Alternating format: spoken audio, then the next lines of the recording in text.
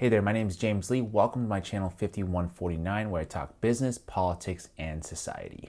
Before we get going, just want to give a quick shout out to you guys for sharing my videos. What's on your screen right now is just one of many examples, I'm pretty sure, but it means a lot to me. And it's ultimately what grows our community. So thank you guys so much. Alrighty, has America become a real-life NASCAR race suit owned entirely by corporations? And what implications does that have on our society? You know, do we really want a society where literally everything is for sale? The obvious answer, I think, is going to be no, but I'm going to take you on a little journey today, starting with the American Journal of Health Behavior, a peer-reviewed academic journal founded in 1977 that covers the study of individual and social efforts on health behaviors. Earlier this year, they released a special issue all about JUUL, the popular e-cigarette company. All kinds of studies related to the public impact of the use of e-cigarettes and the trajectory of smokers who switched to JUUL, and concluded that smoking prevalence was halved, with most smokers switching completely as dual use declined, and that the availability of ENDS, which stands for electronic nicotine delivery devices, is expected to avert millions of premature deaths in the United States. That seems like good news, and it's coming from a source that is supposedly authoritative. They're a peer-reviewed academic journal that's been around for almost 50 years, and it would kind of make sense that they would want to study the societal impacts of vaping, an activity that's quite popular among adolescents and young adults. But here is the problem. JUUL bought out the entire issue of the scholarly journal with all the articles written by authors on its payroll to quote-unquote prove that its product has a public benefit. JUUL paid $51,000 to the American Journal of Health Behavior to place 11 studies that comprise their May-June issue. All 26 named co-authors of the studies were either JUUL employees at the time of the research or consultants working under contract with JUUL. I mean, I could not believe it. I get native advertising, it's been around for a while, it's not a new thing, but this is egregious because we're talking about a decades-old academic journal being co-opted by a private corporation that was facing significant PR problems with people getting sick and even dying from their products, to now try and somehow convince the public that they're in fact doing good, helping society. According to David Dayen of the American Prospect, FDA officials might not be aware of the degree of the pay-to-play relationship in this JUUL special issue and how that might compromise the science. And that is maybe because the FDA has its own deficiencies, as they too are for sale. According to the FDA's own website, nearly half of the agency's budget now comes from user fees paid by companies seeking approval for medical devices or drugs, totaling $2.7 billion.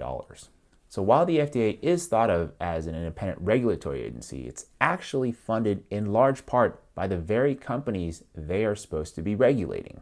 But just to be fair here, the story didn't begin with nefarious intentions.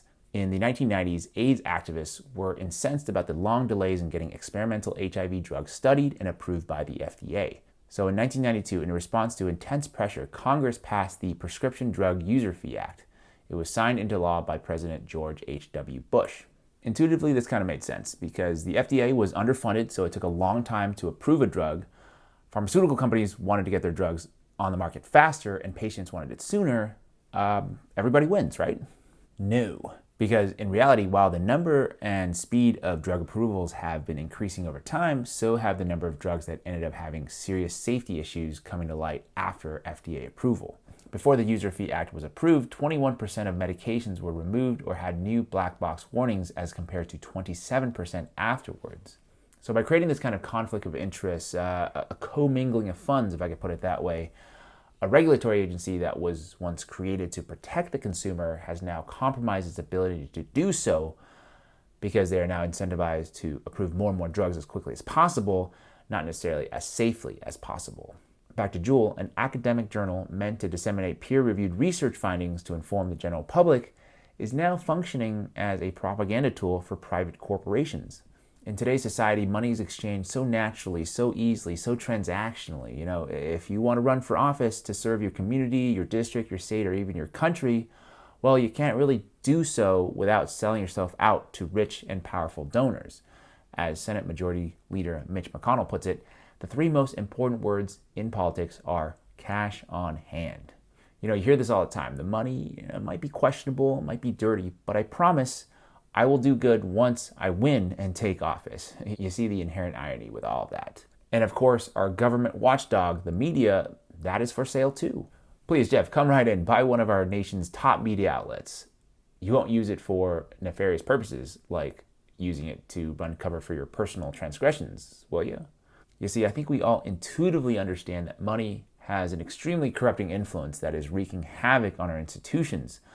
But our market-driven system is so entrenched, the rewards are so great, the rewards of the system are so great that too many of us see capital as a solution to all of our problems. Yeah, I think it's pretty great that in today's world, there are fewer and fewer things that money can't solve. You know, even in the case of a novel coronavirus spreading all over the world in a pandemic, we can develop a vaccine in a matter of months, so long as your country can afford to pay to be at the front of the line. But to me, I think there are some things that are fundamental to the survival and sustainability of a healthy and functioning society that cannot and should not be for sale. Our government, our regulatory agencies, our academic institutions, our journalistic outlets, these institutional pillars must remain independent, funded by the collective and shared equally by everybody. Or else I don't think we're too far off from the dystopia presented in the 2006 movie Idiocracy, where basically everything in our society is corporate run, and I don't think that's a society that would bode well for the majority of people. That's it for today's discussion. Thank you guys so much for watching. I would love for you to chime in the comment section below. If you've enjoyed this video, you can help me out by clicking on the like button, giving me that thumbs up. Share this video with your friends and family. Also, if you have time, please check out some of the other videos on my channel. And if you like what you see, please subscribe. Click on that notification bell icon so you don't miss any future videos. As always, thank you so much for your time, and I will see you next week.